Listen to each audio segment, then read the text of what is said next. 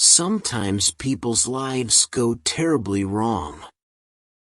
Maybe their marriage breaks down. They lose their job, their house, their friends. They have to live on the street. They drink too much. They don't wash. Who will give a man like that a second chance? They are a very special kind of person. Like Nan, a fruit seller on the streets of Kingston. Sonny had a new plan, but he did not know if Nan would agree to it.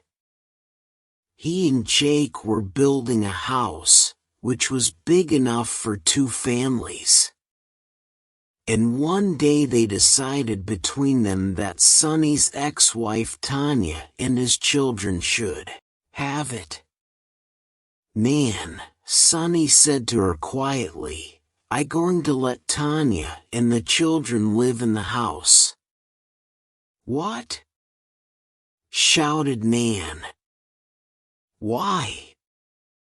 "It is good for the children," said Sonny. "They will be off the streets, and the boys won't have to hustle like me." "But what about me and you? Where are we going to live?"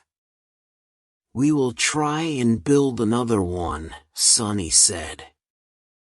"Lord," he thought, "is she going to leave me now? Maybe this is too much for her. I love her. I hope she understands what I'm trying to do." So Nan said slowly, "You tell Tanya already?" "I said something about it." Sonny looked away from Nan's eyes. "She agrees because it would be good for the children. I don't want my daughters living and dying like dogs on the streets of Kingston.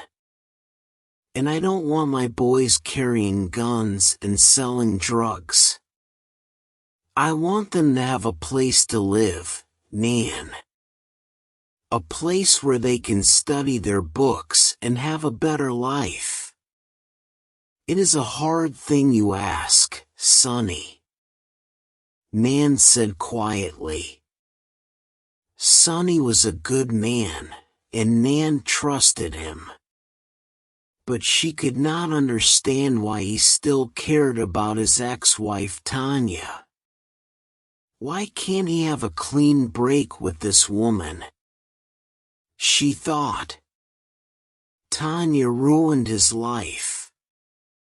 She went with other men, and she kicked him out on the street.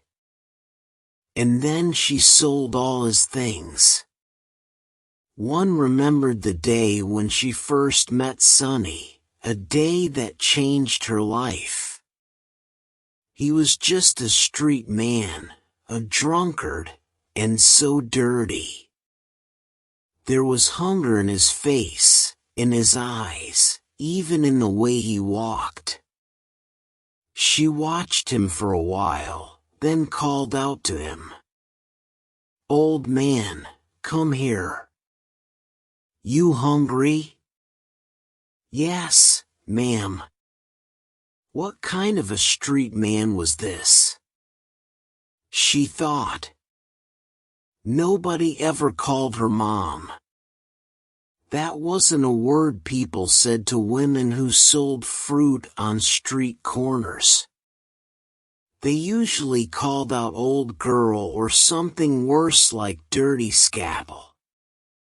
It felt good to be called ma'am. She took some of her fruit and gave it to him. "Thank you, miss," he said. "I am very grateful." He came by every day after that, and every day she gave him some fruit. Then one day she took him to the church on Harbor Street, which helped street people with their drink problems. They agreed to help him and took him in. 2 months later, a clean, tidy man in a light brown suit stopped by her stall and said, "How are you, madam?" He gave a big smile, showing his white teeth. "Here's something for you," he said, and held out 2 $1,000 bills. "Thank you," Nan said, "but why you gave me so much money?" "You helped me when I needed someone," he said quietly. "You brought me back to life." Nan stared at him, not understanding. "I was that old drunkard on the streets," he explained. "And you gave me food every day." "What?" said Nan. "I happy to see that you are right now." "Yes, thanks to you. I now have a job with the town council, you know. I drive the garbage truck." Nan smiled happily. She went on smiling for the next year and a half. She felt young again and full of hope. At last she could forget the sad years when she was 16 with a baby and no chance to go to school and get a better life for herself. She and Sonny started living together, and now they were planning to get married and have a home of their own. She decided to give Sonny this one thing and to give it freely because she trusted him. "Okay, go on," she said to Sonny. "Let them live in the house and we will work together to build our own." Sonny put his long arms around Nan's comfortable body and pulled her close. She understood what she was saying, that she trusted him, that she was strong enough to wait. She put his mouth close to her ear and whispered, "Thank you."